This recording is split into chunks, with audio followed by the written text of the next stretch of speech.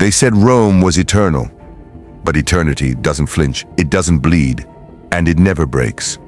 Rome did. The year was 410 AD. The unimaginable had happened. The eternal city sacked, not by a rival empire, not by a great army, but by those it once hired, once welcomed, and then betrayed.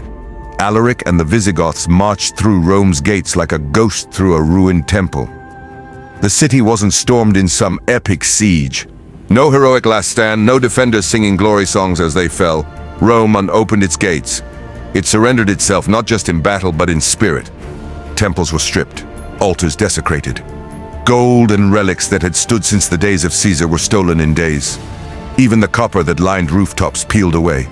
A city that had once ruled the known world left bare. But Rome survived.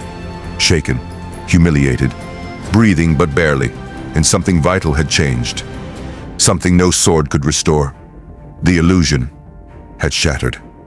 For centuries, Rome had projected invincibility not just through legions and law, but through myth. The myth that Rome could never fall, that its power was ordained by gods, that it was the center of the world forever. But now the world saw through the marble. The eternal city had bled, and blood, once spilled, invites more blades. In the years that followed, the West became a graveyard of forgotten crowns.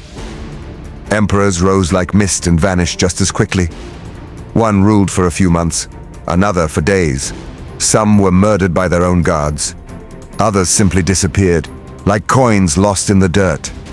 A child, Romulus Augustulus, was once placed on the throne, not because he won a war, not because he inspired a nation, but because no one else wanted it. The imperial title had become a curse, a crown of ashes. Behind the curtain, the real power wore iron, not purple. It did not walk marble halls. It rode with generals and warlords. It answered not to the Senate, but to ambition, to gold, to blood. Rome was no longer ruled. It was managed, poorly. Meanwhile, outside its shrinking borders, the storm grew. In 455 AD, the Vandals came. Not as conquerors, but as scavengers. They didn't want land. They wanted everything else. Gold, statues, jewels. They looted the city for 2 full weeks. And when they left, they didn't just carry treasure.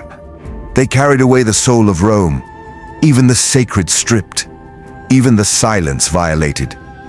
And when they were gone, all that remained were broken streets, stunned survivors, and the sound of nothing. The heart of the empire beat weaker. And no one, not emperor, general, or god, could stop the bleeding.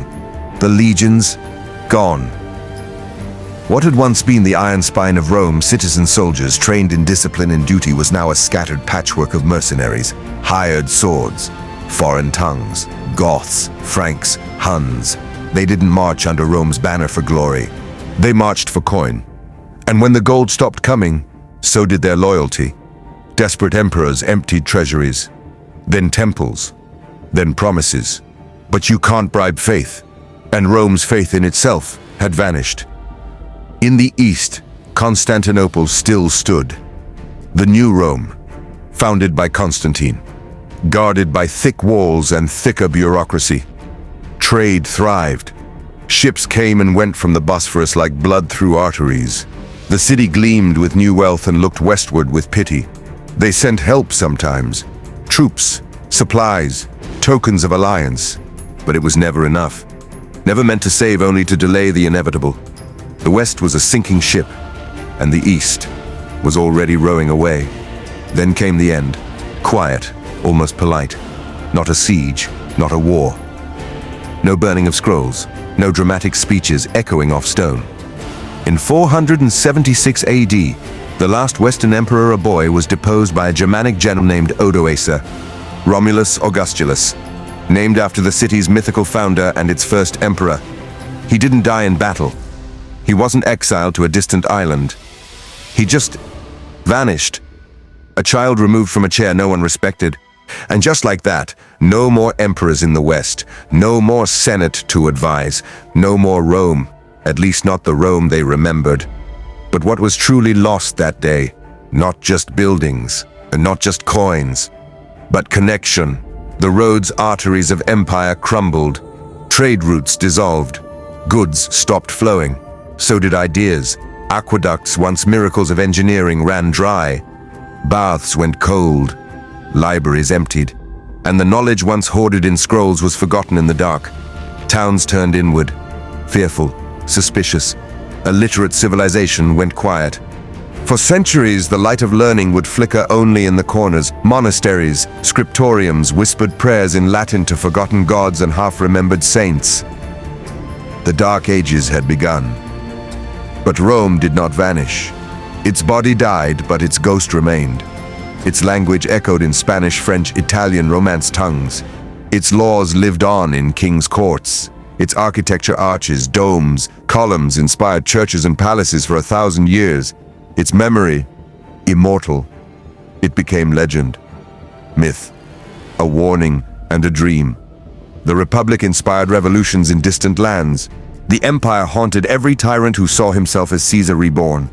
And the ruins still stood, cracked, buried, but whispering. They whispered this: empires do not fall in a day. They rot slowly from within. They forget who they serve. They worship wealth over justice and power over principle, comfort over courage. They crown fools, silence truth, and pretend they are eternal, until the day someone knocks on the gate and no one answers. And that is how Rome fell, not with a roar, but with a shrug. This is naked history. No glory, no filter. Just the people, as they really were. Subscribe now, because what came next was even darker. The ashes of Rome weren't the end. They were just the beginning.